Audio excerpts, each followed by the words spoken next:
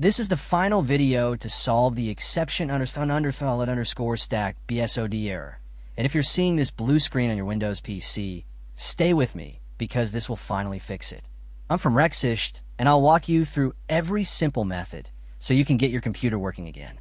Are you also facing the exception INVALID_stack blue screen? This error happens when Windows finds problems in the system stack. It usually comes from corrupted system files, bad drivers, unstable updates, or memory issues that break how Windows loads during startup. Most videos online make it confusing with long, hard steps. When I faced this myself, I fixed it using a few easy tricks that anyone can follow. First, boot into safe mode. If your PC starts there, uninstall any new update or driver you recently installed. Many times, a single broken driver causes this exact crash. Second, open command prompt as admin and run two simple repair commands. Run sfc/scan now to repair system files. Then run dism/online/cleanup-image/restore health to fix deeper Windows issues.